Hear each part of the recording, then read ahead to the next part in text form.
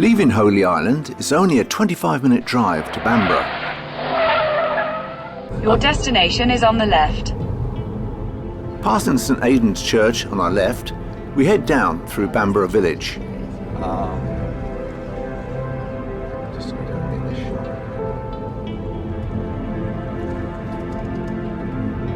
The castle soon comes into view, and it's a magnificent sight perched high up on a rocky plateau. Awesome. It's certainly an imposing castle, and one of the largest in Northumberland, situated on and above the northeast coast of England. For over 1400 years, starting out as a wooden fort and then enlarged dramatically over the centuries, the castle has grown in stature.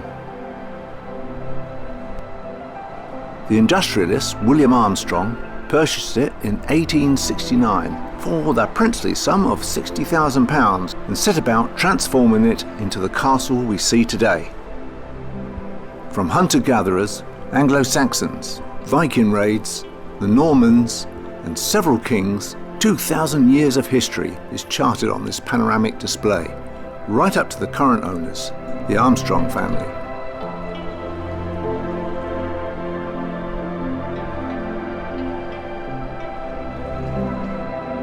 From the battlements, there's great views of the beach and dunes, and the Farne Islands too.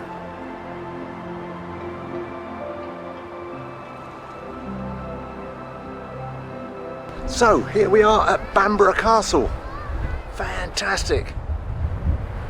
And look at that coastline behind me. Wow. Awesome. Always want to come here.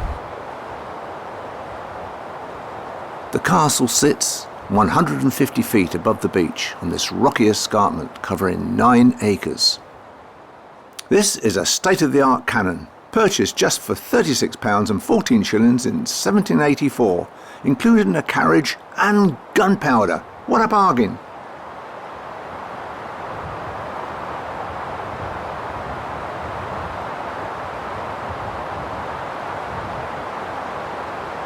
The remains of the Saxon king Oswald, who became a saint, were interred in this now ruined chapel. This bell was very noisy, so it was removed from the bell tower. Yep, that's my old racing bike.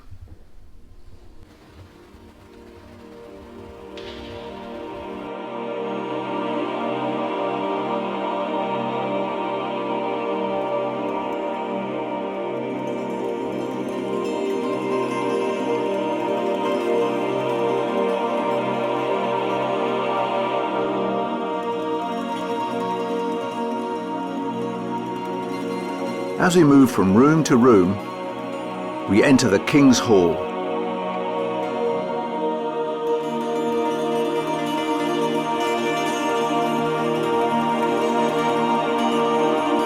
The King's Hall is absolutely magnificent. It's a Victorian makeover of the original medieval Great Hall.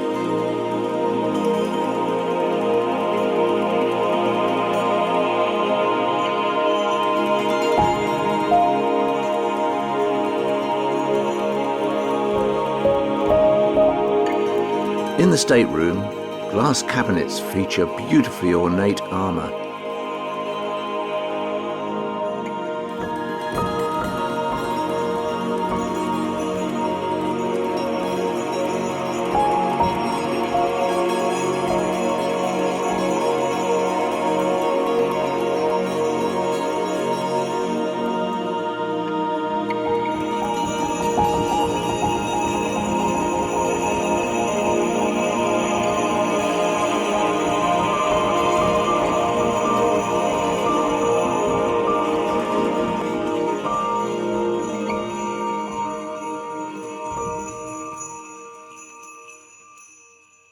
The kid in me is always fascinated by the armory.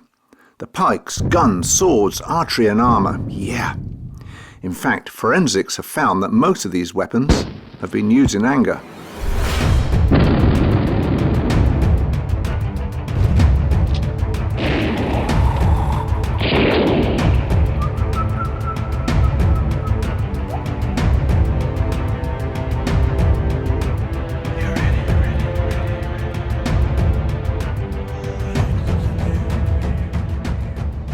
After its acquisition by Lord Armstrong in 1869, £1 million was spent over the years in repairing and upgrading the castle. But Armstrong died in 1900 without seeing its final transformation.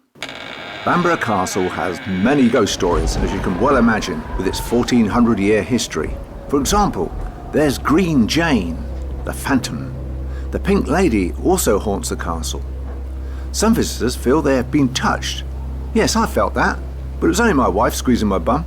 Or was it? An armour-clad knight is often heard stomping about the castle. Spooky, eh? Yes, Bamburgh's ghost stories make an interesting read. And witches lived amongst the dunes below. The dungeon. What horrors awaited prisoners here? A quick death would have been welcomed, I'm sure.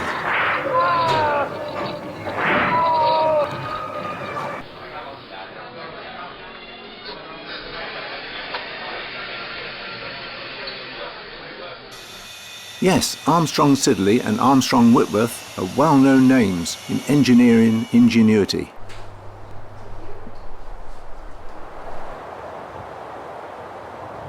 A massive Norman keep with walls nearly 12 feet thick was constructed in 1095.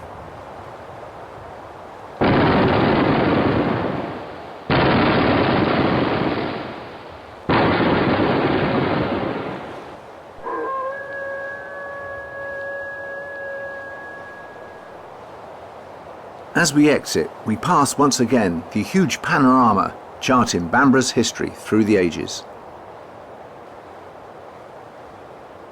As we make our way down through the grass-covered dunes to the beach, I try not to imagine the horrors that once occurred down here centuries ago.